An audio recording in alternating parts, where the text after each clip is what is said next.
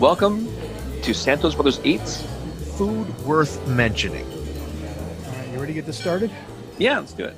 All right. Well, welcome back to Santos Brothers Eats, where we're talking about food that is worth mentioning. And of course, I'm here with my brother, Chef Jeff Santos. Hey, Jeff. Hello, everybody. How's it going?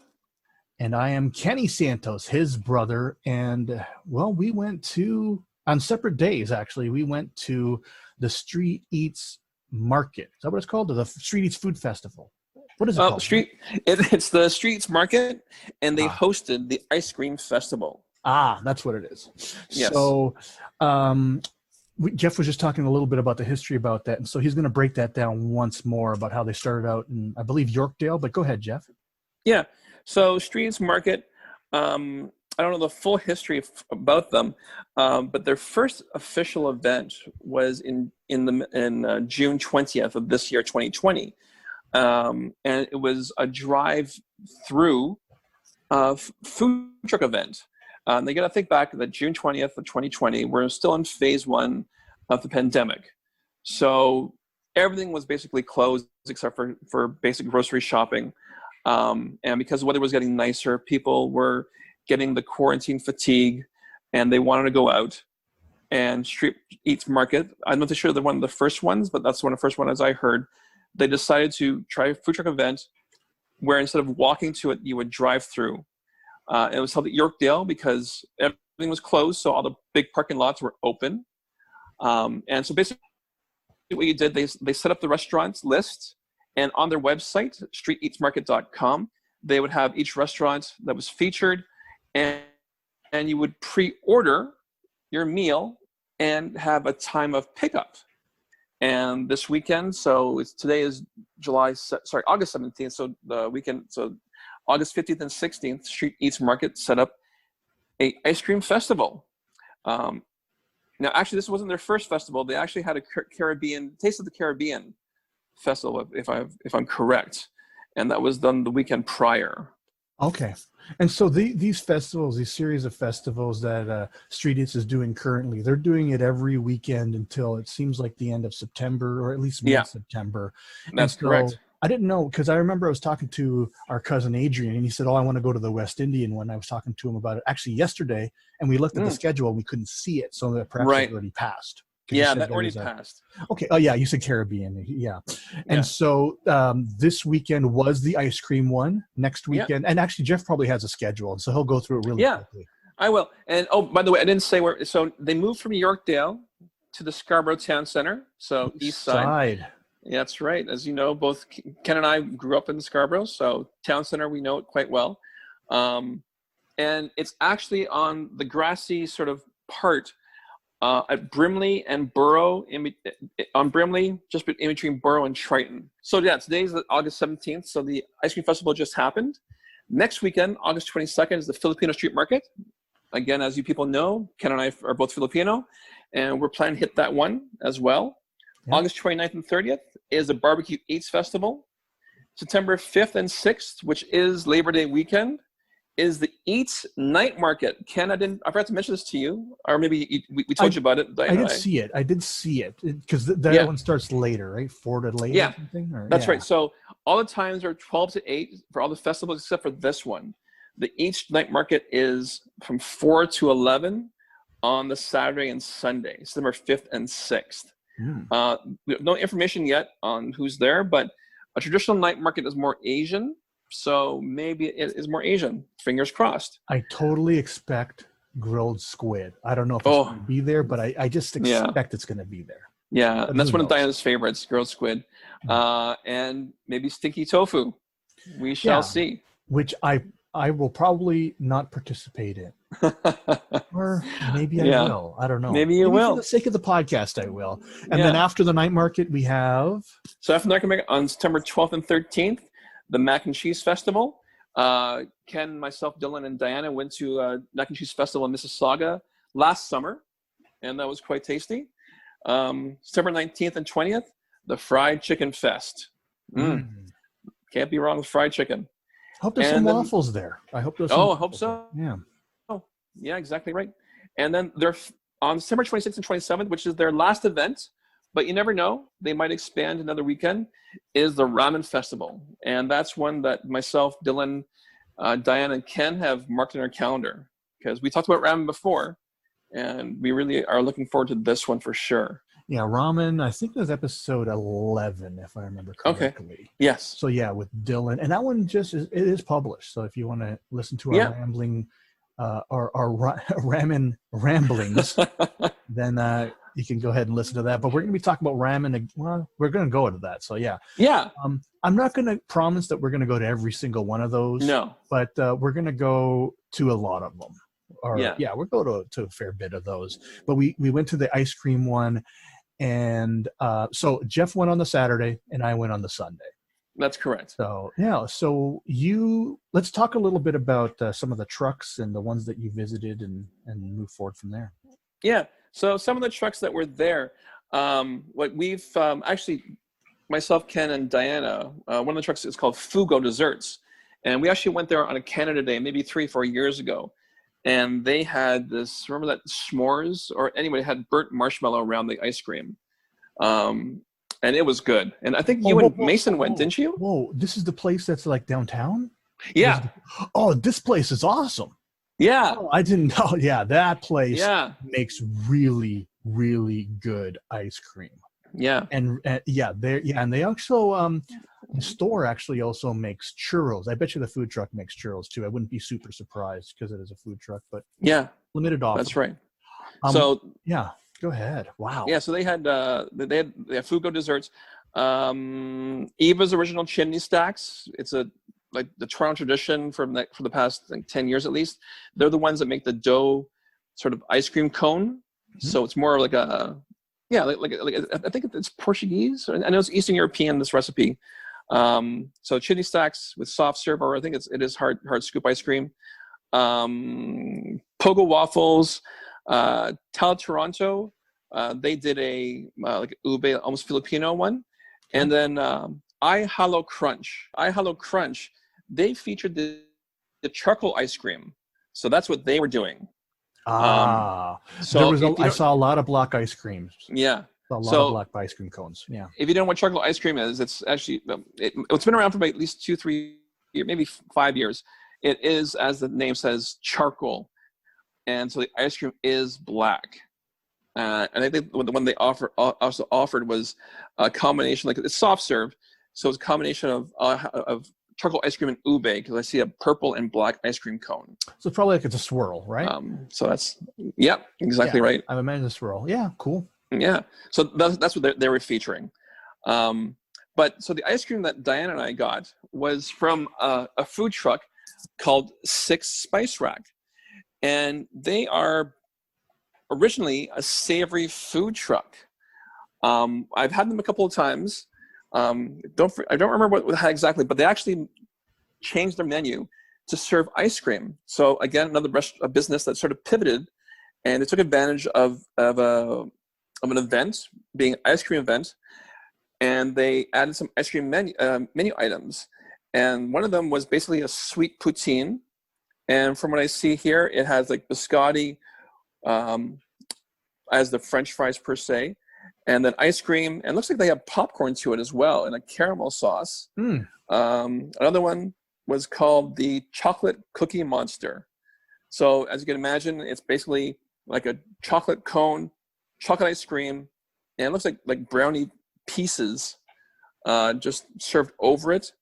But the one that caught Diana's eye, and that's the one that we got, is called the Sin a Bun, and sin is spelled S-I-N. So Sin a Bun. And basically what it is, hence the name, it's a cinnamon roll. So they had one on the bottom, and they put vanilla ice cream, 3 scoops of vanilla ice cream on top. Wow. They had smoked bacon bits, score bits, and then a caramel whiskey sauce drizzled on top.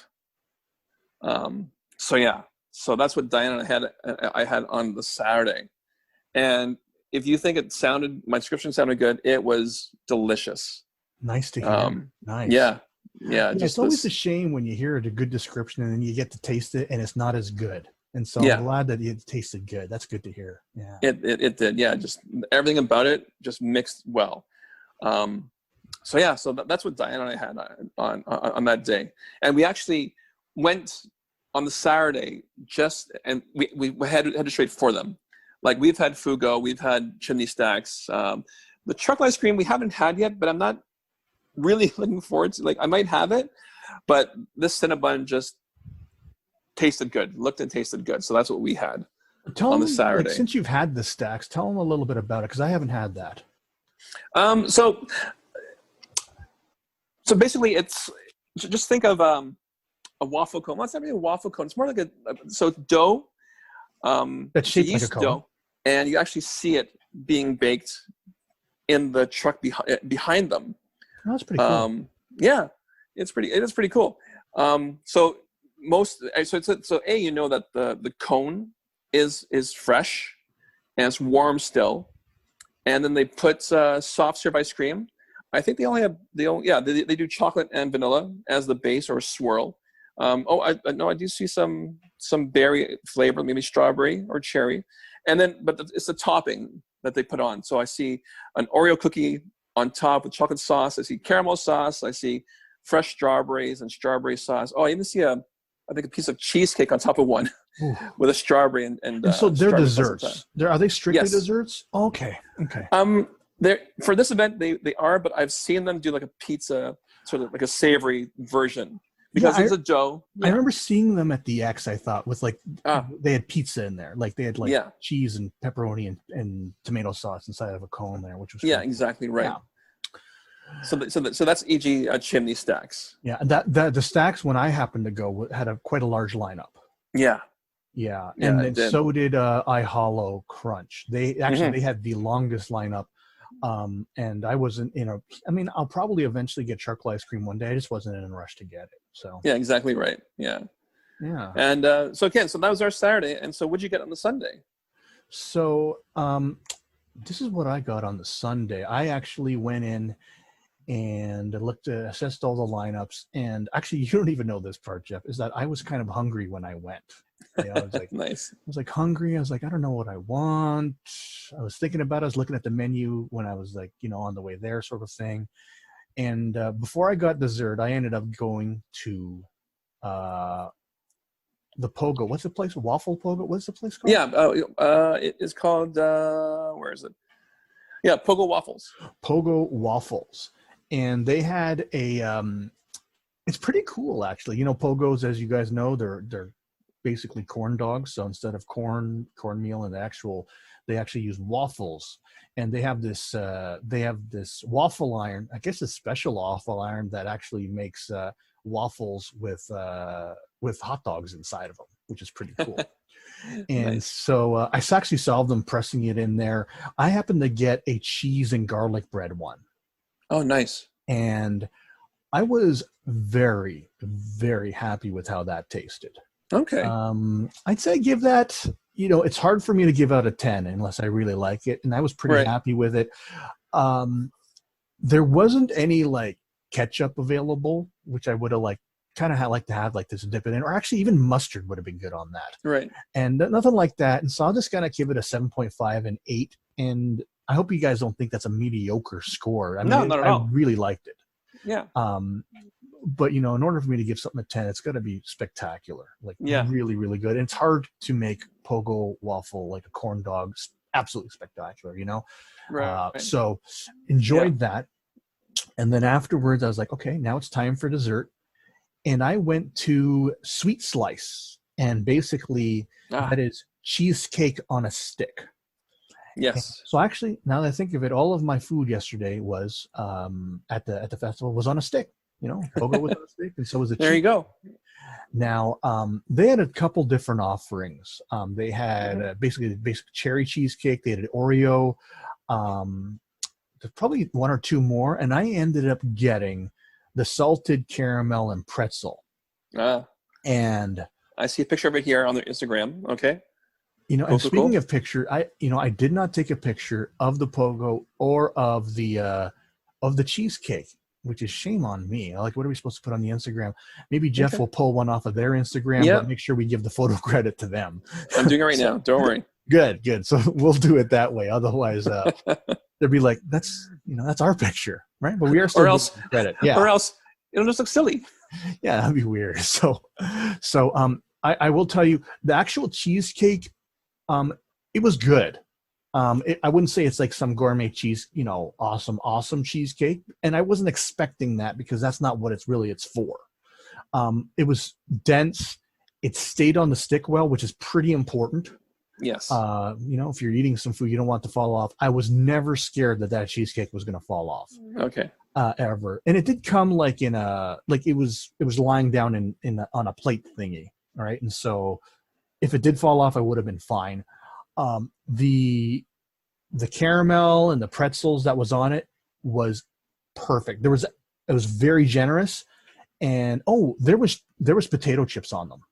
I didn't notice that until like halfway through, like Ruffles potato chips. Oh. So I was like, I really taste the salt. And I looked down, I was like, oh, that's why I taste the salt. There's all these chips all over it. And it's kind of like, I wonder if they pre-made it because it was really deep inside the actual cheesecake. All right. It was like embedded in there. And then it seems like maybe they put it back in the fridge more to to make it, so it wouldn't fall off when you're eating it. Yeah, exactly right. It wasn't just sprinkled on. It was done properly. You could tell that they took some effort into that. Yeah. And that one, I'm going to give that a good 8.5. I mean, that was very, very good. I would get that again. And yeah, it was extremely filling. Like, I can imagine. Yeah, it is a fairly large piece of cheesecake. Actually, well, not big enough to share. No. But well, I guess you could share it, I suppose, but it was very, very good. I enjoyed it. I would go back to them. I will say this, part of my decision making in going there, like I remember looking at all the menu items beforehand online and thinking, I probably won't go there. But the deciding factor for me at that time was it had a shorter line, and I'm glad it did because I was very happy to go there. Good. Because Stax, their lineup was massive. Hollow Crunch, massive. Fugo was a big lineup as well. Mm-hmm. So all those places, I mean, it's hard, going to an ice cream festival, and especially that Hollow Crunch, they had the longest line easily. Right. Yeah. And the thing about the Fugo, Hollow Crunch, and Stax is they have like brick and mortar stores in Toronto.